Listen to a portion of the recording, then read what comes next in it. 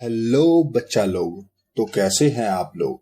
आप सभी का हमारे अड्डा पर स्वागत है। और इस अड्डा पे हम लोग अड्डाबाजी नहीं बल्कि गणितबाजी करेंगे।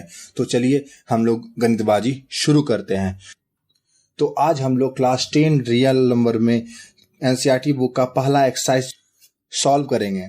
तो चलिए शुरू करते हैं। देखते हैं पहला क्वेश्चन है क्या। देखिए पहला क्वेश्चन है, use Euclid division algorithm to find the HCF of this. देखिए नाम देख के तो लगता है इक्लुइड डिवीजन एल्गोरिदम, बड़ी भारी भरकम नाम लगता है, लेकिन एक और कुछ नहीं। बचपन में आप लोग एचसीएफ और एलसीएम लॉन्ग डिवीजन मेथड से निकालते होंगे, बस वही है। मैंने पहले भी अपने चैनल में इसके बारे में बताया हुआ है, बट फिर भी बता देता हूँ। कुछ नहीं ये, बल्कि आप बस लॉन्ग डिवीजन मेथड से डिवाइड करते थे, बचपन में एचसीएफ निकालते थे ना, वही है ये। देखिए ये जो डिवाइड करते गए जब तक रिमाइंडर नहीं आया तब तक डिवीजन चालू रखिए। पहले फर्स्ट वाले नंबर को डिवाइड कीजिए छोटे वाले नंबर से, उसके बाद जो रिमाइंडर बचा, अबरी बार रिमाइंडर का हो जाएगा, अबरी बार रिमाइंडर डिवाइजर हो जाएगा, और डिविडेंड आपका पहला वाला डिवाइजर हो जाएगा। और इस तरह से करते करते जब आपका रिमाइंडर 0 हो जाए और अंतिम में जब 0 आपका रिमाइंडर हुआ, उस टाइम जो डिवाइजर है वही आपका एचसीएफ कहलाता है। बस इसी तरीका को दूसरा नाम बोलते हैं इक्लुइड डिवीजन एल्गोरिदम। अगर आप इस छोटा सा चीज को नहीं जानिएगा तो ये मजेदार सवाल आपसे नहीं बनेगा। तो देखिए परीक्षा में तो ऐसा नहीं ना बनाइएगा, भाग मार दीजिएगा, बोलिएगा कि लास्ट वाला 45 भाग मार रहा है तो वो एचसीएफ हो जाएगा। नहीं, परीक्षा में तो आपको क्लास 10th के हिसाब से बनाना पड़ेगा, इक्लुइड डिवीजन लेमा का यूज करके। तो देखिए इक्लुइड डिवीजन लेमा का कैसे यूज करते हैं। तो पहले आपको लिखना पड़ेगा कि दिया गया नंबर जो दिया गया नंबर जो है 335 और 225, इस दोनों को पकड़िए, एकदम धर के पकड़िए।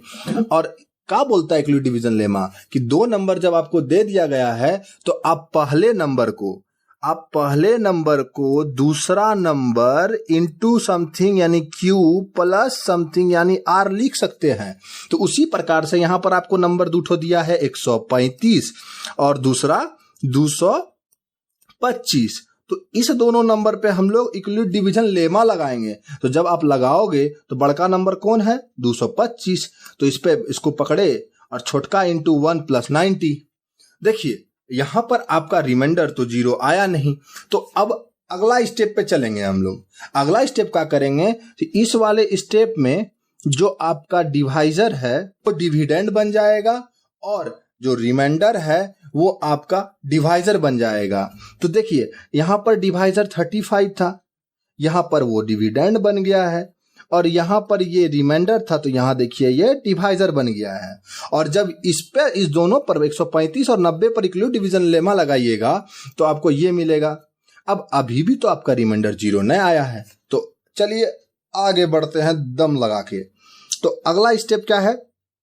अगला स्टेप आपका अंतिम स्टेप है 90। अबरी बार जो रिमाइंडर बचा है आपका 45 और पिछलका वाला का डिवाइजर को डिविडेंड बनाएंगे। बना दिए 90 डिविडेंड, अब 45 बना दिए डिवाइजर। अबरी बार देखिए अबरी बार आपको 0 मिल गया। बस परीक्षा में तो भैया आपको ऐसे लिखना पड़ेगा, परीक्षा में तो नहीं चलने वाला है ये वाला उपाय, परीक्षा में नहीं चलेगा। परीक्षा में तो आपको यही वाला करना पड़ेगा। और देख लीजिएगा थोड़ा और स्टेटमेंट वगैरह ऐड करना है तो किताब में ढेरी मिल जाएगा आपको, भर भर के स्टेटमेंट लिखा हुआ।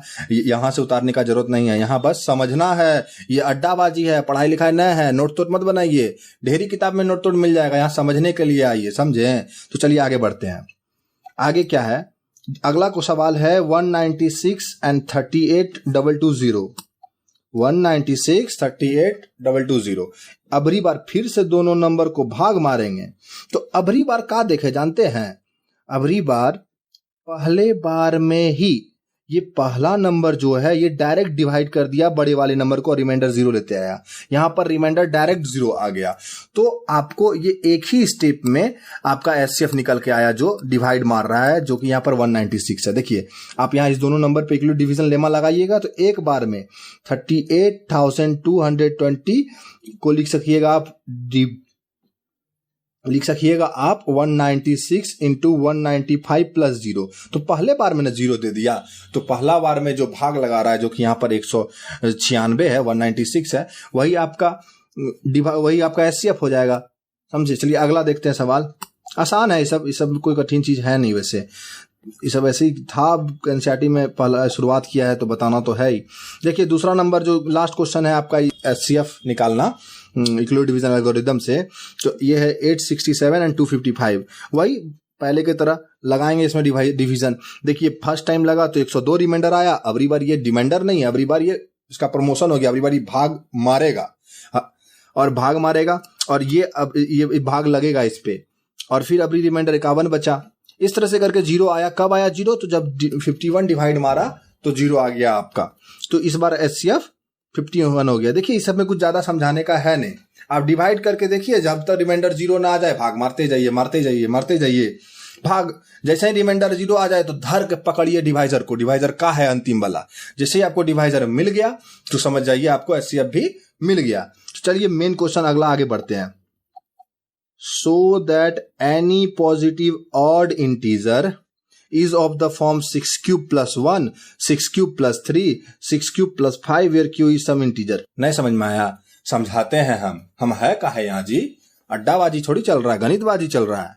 देखिए यहां क्या बोल रहा है आपको, so that any positive odd integer, कोई भी पॉजिटिव ऑड इंटीजर है, कोई भी, मान लीजिए आप कुछ भी ऑड पॉजिटिव इंटीजर मान लीजिए 45 मान सकते हैं, कोई दिक्कत नहीं है, ये ऑड भी है पॉजिटिव इंटीजर भी है।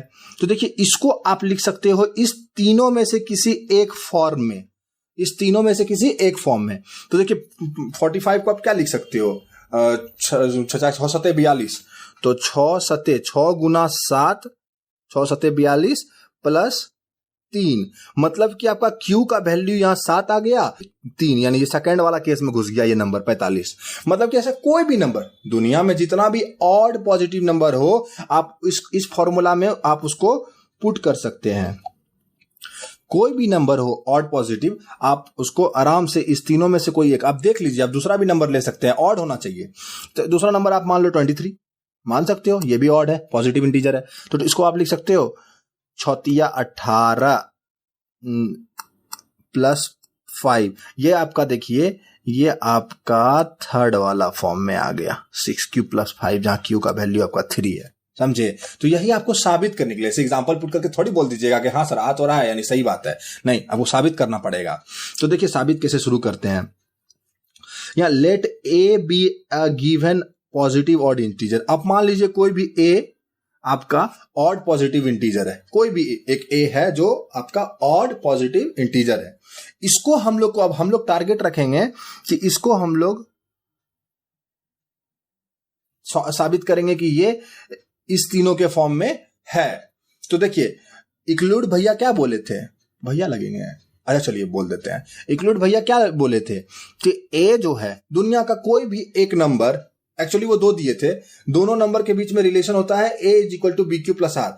तो हम लोग भी मानते हैं, मतलब कि a को हम लोग लिख ही सकते हैं a is equal to 6q plus R, मतलब कि हम लोग पहला नंबर a रखे, दूसरा नंबर 6 रख लिए।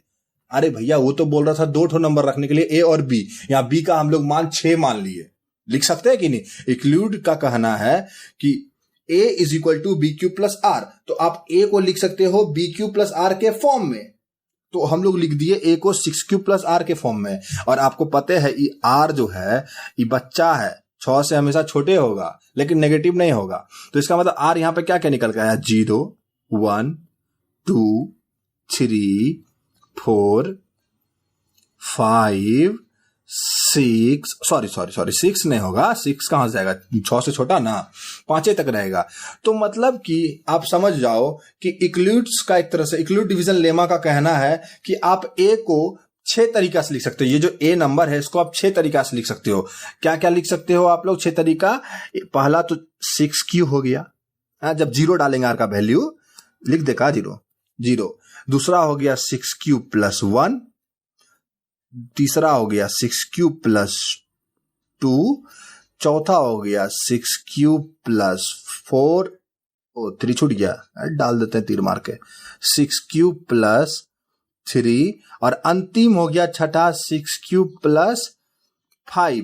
तो मतलब कि आप एक नंबर माने थे ना एगो ए, वो कितना फॉर्म में आ गया, 6 फॉर्म में आया। यही तो इक्वलिट डिवीजन लेमा बोलता क्या है कि आप एक नंबर, किसी भी एक नंबर को लिख सकते हो 6 क्यूब प्लस आर के फॉर्म में। आर यहां पर 0 1 2 3 4 5 तक होगा, तो आप ये ए को इस 6 फॉर्म में लिख सकते हो। और इस छबों में, अरे भैया ये तो आपको दिख रहा है इवन है, कैसे नहीं समझे, रुकिए बताते हैं। 6 क्यू को जब आप 2 से भाग मारिएगा तो कटेगा कि नहीं, 2 या 6 3 क्यू बचेगा। उसी तरह से ये आपको दिख रहा होगा, ये इवन है, इसमें 2 आप कॉमन ले लो, इसमें आप 2 कॉमन ले लो, क्या बचेगा 3 क्यू प्लस 1। अबरी बार जब 2 से भाग मारोगे खच खच कट गया, तो हुआ कि नहीं हुआ इवन। ये भी इवन, ये भी इवन, और बचा ये 6 क्यू प्लस 4, ये हो तो इवन, इसमें भी 2 कॉमन ले लोगे तो 3 क्यू प्लस 2 बचेगा ब्रैकेट में, और जो 2 कॉमन लिए था नीचे में 2 काट देगा। कहने का मतलब ये भी आपका इवन। तो बचा का 6 क्यू प्लस 1, 6 क्यूब प्लस 3, इकोनॉम छूट रहा था, 6 क्यूब प्लस 5, ये 3 ठो नंबर आपको बचा। ये तीनों नंबर जो इवन निकाल दिए तो बचा का ऑड है ना।